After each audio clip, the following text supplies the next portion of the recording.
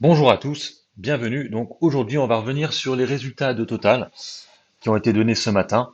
Donc on s'en doutait que les résultats allaient être bien meilleurs que ceux de l'année dernière, surtout sur le T1 et le T2 qui avaient été assez mauvais. Donc on se retrouve avec des résultats plutôt en hausse, ça on savait, plutôt un retour à peu près au niveau qu'on avait en 2019. Donc là, nous avons un Brent qui était à 61 dollars. Donc c'est vrai que ça aide un total, parce qu'avant, en 2000, le premier trimestre 2020, on avait un Brent qui était à 50 dollars. Et quand il compare à celui de 2019, on était à peu près à 63 dollars. Donc vous voyez que on est retourné à peu près au niveau avant crise, niveau du Brent. Il faut savoir que bon, Total étant principalement quand même basé quand même encore sur le pétrole. C'est vrai que plus le Brent est haut, plus ils vont réussir à récupérer de l'argent, quoi, Ils vont être bénéficiaires. C'est vrai que plus le Brent sera bas, plus ils seront déficitaires. Donc ouais, ça a été ça le problème de l'année dernière, c'est qu'ils ont dû faire des dépréciations d'actifs et ça a fait perdre énormément, à peu près 8 milliards au deuxième trimestre. Donc là, pour l'instant, c'est tout plutôt bon, On voit qu'actuellement le Brent est plutôt haut, donc il n'y a pas de souci, on est même au-dessus des 61 dollars actuellement, nous sommes à 65 dollars, donc plutôt bien. Donc pour le dividende, ce sera toujours le même niveau de dividende, C'est vrai qu'à une époque il avait parlé de rehausser le dividende de 5% chaque année. Là pour l'instant il ne revient pas là-dessus, et on reste sur un dividende stable. Je pense que Pouyanné est plutôt sécure en se disant, bon, on ne sait pas trop la crise où est-ce qu'on en est. Je ne vais pas annoncer un retour d'une augmentation du dividende de 5% par année pour de nouveau l'arrêter si ça repart en couille les prochaines années. Donc c'est pour ça que pour l'instant il reste un peu safe et il laisse un dividende à ce niveau-là. On est quand même à ces prix à un rendement à peu près de 7%, donc c'est plutôt, ça reste quand même assez intéressant.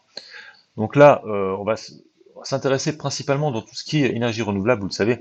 Bon, c'est vraiment ça qui serait le futur de Total, même si le pétrole reste intéressant. Donc, les acquisitions qu'ils ont fait, donc une participation minoritaire chez Adani Green Energy Limited, donc c'est en Inde. Alors, vous savez que Pouyanné ne voulait pas racheter de sociétés en Europe où il voyait qu'il y avait vraiment des bulles sur pas mal de green tech. Vous voyez qu'il a fait pas mal d'acquisitions du coup en Inde là, et aussi des portefeuilles aux États-Unis, 4 gigawatts, dans le stockage solaire. Voilà. Voilà. Et donc, alors assez bizarrement, ils ont fait comme aussi une cession de 50% de deux portefeuilles renouvelables en France, représentant 340 mégawatts. Bon, c'est pas beaucoup, c'est pas beaucoup de puissance. Quand on compare là, c'est du gigawatt, là on est que sur du mégawatt. Donc voilà pour les résultats du renouvelable. Donc vous le voyez là actuellement sur le pétrole, tout ce qui est en rapport avec le pétrole, l'exploration, production, marketing, raffinage, tout ça. On voit que bon, bah là c'est en forte hausse, on est sur du x 2,8 et on est sur une hausse de plus 15% par rapport à 2019. Donc on est même mieux que 2019 sur tout ce qui est production de pétrole, exploration. Mais bon, on le voyait par rapport au coût du Brent, qui était, on a été légèrement plus haut. Voilà, le raffinage automatiquement, vu que le Brent est élevé, bon ben le raffinage perd un peu. Voilà, donc on a un résultat net en rapport avec le pétrole qui est en forte hausse. Vous voyez, on est à plus 52% par rapport à 2020. Par contre, nous sommes à l'équilibre par rapport à 2019, donc en fait ils mettent 2019, vous savez, c'est pour vraiment comparer, même si actuellement nous sommes toujours en crise, mine de rien. Donc on fait à peu près comme 2019, alors que là on est totalement en crise, on est confiné, on peut bouger. On n'est pas encore retourné à la normale et ils arrivent à faire aussi bien qu'en 2009, donc c'est vraiment très très bon pour Total. Faut savoir qu'en 2019, on n'était pas assez pris, on était à 42 euros sur Total, donc même plus, bien plus haut, on était même à 50, je crois. On ira voir après sur le graphique à combien on était en 2019 au premier trimestre. Donc voilà, donc résultat net part du groupe, on est sur une hausse donc là ils sont à une hausse de malade, plus 98, fois 98, et par rapport à 2019, on est à plus 7% sur, sur, par rapport à 2019. Les acquisitions, bon, pas mal d'acquisitions, on voit par rapport à 2019, x5, donc c'est vraiment bien. Par rapport au T1 2020, ok, non c'était 4 ça en plus, c'est pas le T1, c'était 4.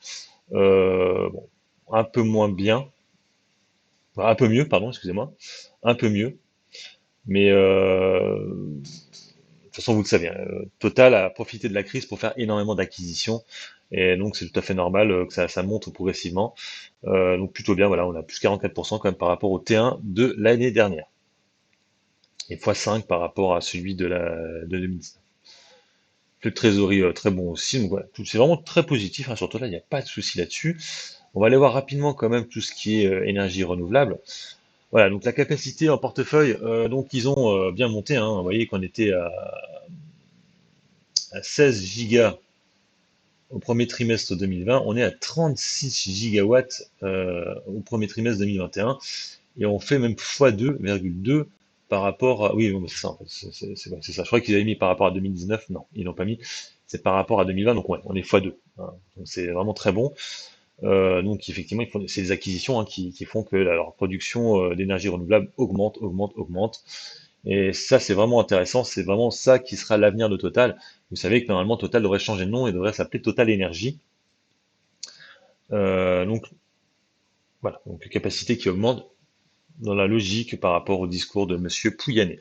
Par rapport à la clientèle de Direct Énergie, pareil, on est sur une hausse aussi de la clientèle, hein, vous voyez, hein, ça monte pas beaucoup, mais quand même, hein, par rapport au T1 2020, on est à 5,7 millions, alors qu'avant on était à 4,2. Donc ils ont réussi à récupérer pas mal de nouveaux clients.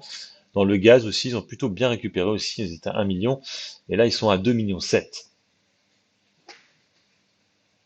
Voilà. Après, la vente d'électricité, on est un peu moins bon. Et donc le BTDA dans le renouvelable, on est assez haut. On est à plus 62%, hein. Donc, faut savoir que normalement, ils voudraient vraiment avoir à peu près en EBITDA sur, je crois que c'est 2025, ils voudraient avoir 1 milliard, hein. Là, bon, on est encore loin, mais bon, 1 milliard sur 2025, il me semble. Corrigez-moi si je me trompe. Je sais plus si c'est 2022 ou 2025. Mais ouais, ils voulaient un EBITDA sur le renouvelable à peu près à 1 milliard. Voilà pour les résultats. Donc là, on va les voir vite fait. Donc là, je vais passer un peu parce que ça va pas traîner longtemps. On va regarder vite fait. Donc là, vous voyez, par rapport à l'exploration du pétrole, tout ça, mais on va passer parce que bon, on va aller voir les tableaux. Ça, c'est les prix du pétrole, vous voyez, hein. Vous voyez à peu près l'évolution du Brent, hein. Le premier cas, donc on est à 61 $. Au quatrième trimestre, on était à 44, 42, 29. Vous voyez, le second trimestre, on était à 29. Et le premier trimestre, on était à 50. Donc vous voyez, vraiment, le Brent est vraiment bien remonté. Et donc c'est ça qui est plutôt intéressant. Voilà. Donc, voilà, on va aller voir les comptes de Total. Donc on voit les chiffres d'affaires. Donc au premier trimestre, on est retourné à peu près au niveau du premier trimestre 2020. Voilà. Ce qu'on voit, c'est que le résultat net par action, lui, par contre, a fortement monté, hein. Vous voyez on était limite négatif au premier trimestre. Là, on est positif à un résultat net par action de 1,23. Donc, voilà, ils ont été dans le rouge pendant à peu près 2 trimestres l'année dernière. Ils ont réussi à gérer, ils ont versé le dividende, donc c'est plutôt bien. Et là, on retourne vraiment dans une logique de bénéfice. Pas de souci sur le dossier. On va aller regarder vite fait les capitaux propres. Les capitaux propres ont légèrement baissé. On est à 111 millions, 111 milliards, excusez-moi. On ira voir aussi vite fait les capitaux propres. Attendez.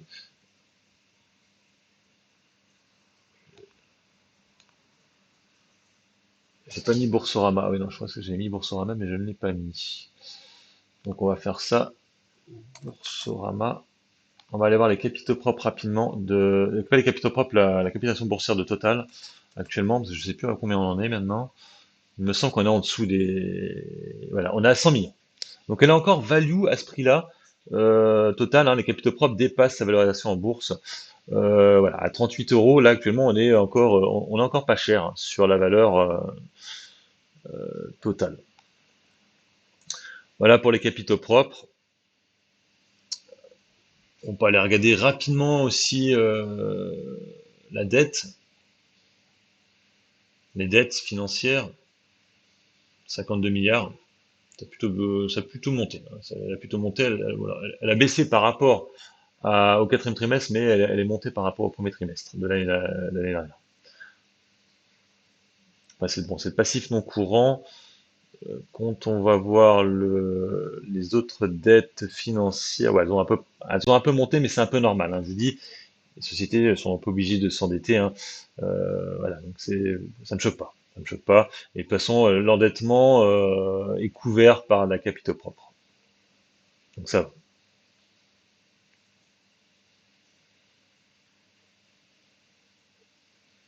Donc voilà. Là, ce qu'on va faire, on va l'avoir vite fait graphiquement, et puis après, ce sera bon, on aura fait le tour. Donc on va voir un peu le graphique de Total.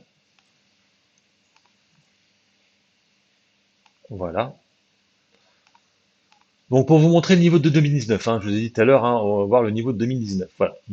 Premier trimestre 2019, on était à peu près à 51 euros. Vous voyez la décote qu'on a actuellement sur Total quand même. Voilà, on était à 51 euros à l'époque des résultats. Quoique non, après les résultats, on avait un peu chuté comme. Allez, mettons-nous là, allez. Mettons-nous là. On était comme à 46 euros. Hein. Là, on est à 36, enfin 38, 38 là, il me semble. Vous voyez que on est quand même pas cher, mine de rien, sur Total, par rapport à ces résultats qui sont quand même très bons, qui correspondent à peu près au T1 2019. Hein, donc voilà, pour moi, je trouve ça assez étonnant qu'on ne soit qu'à 38 euros sur Total, avec un rendement qui reste quand même assez intéressant. Bon, on va regarder vite fait l'analyse, j'ai déjà fait le week-end dernier, donc je pense pas que ça a beaucoup évolué. Donc pour l'instant, elle évolue toujours en dessus de sa MM20. Là, on est à 38, on est au niveau de la MM20 pour l'instant. Donc à voir ce que ça va faire dans les jours prochains. On pourrait continuer du coup à baisser et aller taper peut-être les 34 euros. Là, ça c'est techniquement parlant, hein, voilà. Je vous ai parlé des fondamentaux au départ, hein, voilà. Là c'est techniquement parlant, c'est-à-dire où est-ce que pourraient aller les prix de l'action vu cette tendance baissière qui est là depuis quelques jours. Les résultats ont un peu rassuré, mais pour l'instant on bloque aux 38 euros, qui est un peu ce qui est sa résistance, hein, qui est celle-là, qui est la moyenne mobile sur 20 jours. Donc, on pourrait essayer de la reprendre, voilà, par là, niveau de la MM 200, 34,52 €, si ça continue à rechuter dans les jours à venir, même si j'y crois pas trop, hein, on le sait, le discours de Macron, qui va être vendredi, on voit qu'on va sortir du confinement progressivement, on sait que les T2 de Total vont être encore très bons, donc ça va être un peu compliqué quand même d'aller à 34 euros, mais sait-on jamais, hein, la tendance est là, même si le marché actuellement contredit souvent l'analyse technique, donc faites attention. Allez, sur ce, j'arrête là ma petite vidéo. N'hésitez pas à mettre des commentaires sous la vidéo si vous n'êtes pas d'accord avec moi ou si vous êtes d'accord aussi. Si vous êtes investisseur sur Total ou si vous êtes un trader aussi, hein, ça peut être marrant. Allez, sur ce, je vous laisse. Bon investissement à tous et bon trade aussi. Allez, ciao.